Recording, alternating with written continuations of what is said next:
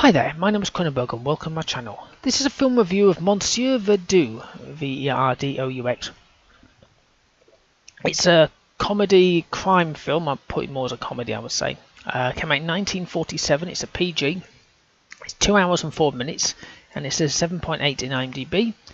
And it says, a suave but cynical man supports his family by marrying and murdering rich women for their money, but the job has some occupational hazards. So the director is Charles Chaplin. He's not called Charlie, he's called Charles Chaplin, who directed A King in New York. Producer was Charles Chaplin, who did The Kid. Music was by Charles Chaplin, who did The Gentleman Tramp. The cast was obviously Charles Chaplin, who was Henry Verdoux, who was in The Great Dictator, as well as many others, obviously. Martha Raye, R-A-Y-E, who was Annabelle Bonnier, who was in Double or Nothing. And Marilyn Nash, N-A-S-H, who was the girl, which I thought that she had a name in the film, who was in Unknown World. It was filmed in Lake Arrowhead, San Bernardino National Forest in California, USA, Big Bear Lake in Big Bear Valley in California, USA, and Chaplin Studios in LA. It's also known as A Comedy of Murders, is the working title. The USA long title is Monsieur Verdoux, A Comedy of Murders.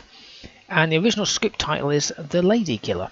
Now, I watched it on Internet Archive Database, so I've linked the link below. It's actually, if you see it, it's English with Italian subtitles. So I didn't need to see the subtitles after a while, so you can download it. I'll probably recommend you download it as well if you have the option. It's on the right hand side to download it as an MP4, because I started watching it and it froze halfway through. So I had to keep going back about like 5 minutes so it could like catch up. So you might want to download it. For me it took ages, so I just thought nuts to this. Now apparently it's based on an idea by Orson Welles, and I was reading about it. It's a bit of a weird one, because Orson Welles had an idea and then Charles Chaplin took it, but then he took the rights to it, and then Orson Welles didn't like it. Or I don't know what I think one of them had like memory issues or something, I don't know. Music credits at the beginning, sweeping orchestral violins, you know, that kind of music, and the credits that start list everything. It's not like nowadays where at the beginning you got producer, a couple of cast members, director and music, and then at the end that's where everyone just buggers off home whilst watching the 10 minutes of credits. Or, you know, you've got a 2 hour film you watch on Amazon, you think, oh cool, this film's just come out, but you realise that it's not 2 hours, it's only 1 hour and 50, because 10 minutes is bloody credits. Whereas with the old films, they stick them all at the beginning, you know, with everything like hair and makeup and all that lot, and the cast, the whole cast, and everything else. It's unbelievable. And then the end is literally just the end, which is good. Charles' voice is very eloquent. It's quite well spoken. I never actually heard him before. Obviously, because he did a lot of silent films. Now, it starts off with a family at a table, a dining room. Gene. It kind of explains a bit more later. This guy called Gene is reading a book, and the woman says, "Postman's here. Can't you put that book down and see what it is?" And he goes, "No, I can't." Ah, the days before the internet. Now it'll be a phone. See what's at the door. No, I'm scrolling through my phone and watch TikTok or whatever. It was just so engrossed in his book. Now. There were some people's names, but I couldn't find their damn bloody people on here. On the listing when I was scrolling through the listing. Well, I could, but I couldn't figure out who the faces were when I was. But in the actual beginning bit, so Thelma, this woman, is causing distress because they're reading the thing. I didn't know much about the film, so I had no idea who Thelma was. And Phoebe says her new husband, after finding out Thelma had money, withdrew her money, which is no good. He made her leave her home, give up her family, start up a business, and marry him all within 2 weeks, but they've never met him. So what the hell? So obviously hubby's Charles. And then I'm kind of curious because he's prancing around trimming the roses, going doo-loo-loo-loo, and this letter arrives for Thelma. So he says, "Oh, okay, I'll sign that." And then the postman goes, "No. She needs to sign it." So it's like, oh God, how do you get out of that one? She needs to sign it. Shit. Oh, I know. So he takes the letter, runs upstairs, yelling to her like, "Oh, Thelma, Thelma, here you are, love, here you are." Standing at a closed door, going, "No, no, no, no, no, no. Don't bother drying your hair because you're in the bath. It's okay, it's okay. Yeah, yeah, yeah. Just sign that." That's brilliant. Thank you very much. Okay, go on. And he signs it himself, and he's just like, could you do that nowadays? I don't think the postman will let you take something away just to sign it. Obviously, I'm assuming there's a dead body in the house. But he's a charmer, I must admit. He's showing someone around the house that he's selling, who I think was Marie Grosny, who played Isabel. Oh, sorry, Isabel Elsom, who played Marie Grosny. But then he moved in on the woman he's trying to sell it to, because he found out that she's alone. Tries the old "I know your star" sign, and she goes, "Oh, interesting." He went, "Yes, you're very interesting." I thought, my God, Jesus, lay it on, mate, lay it on.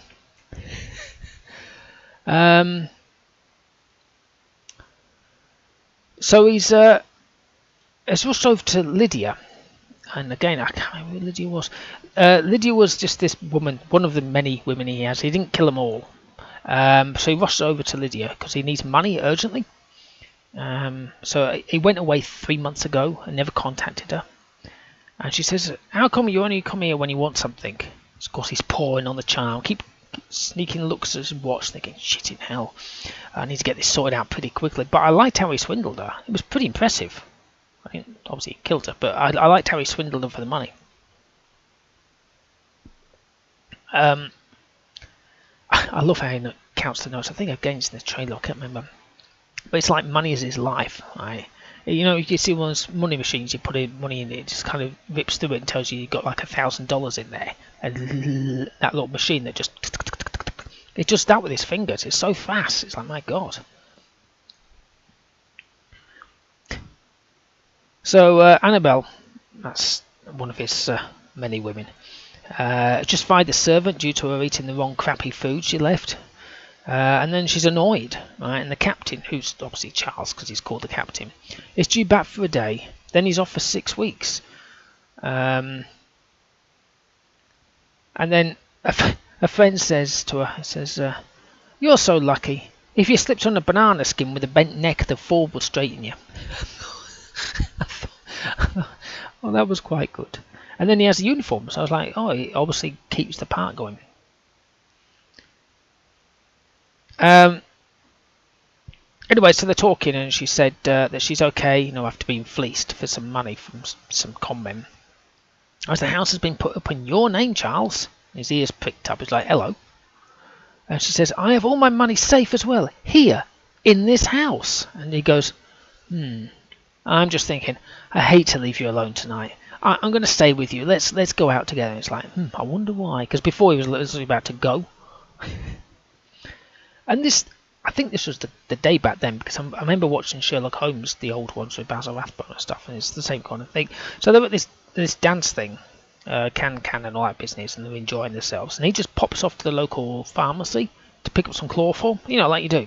And I think it was all the rage back then. You could buy anything from the shops.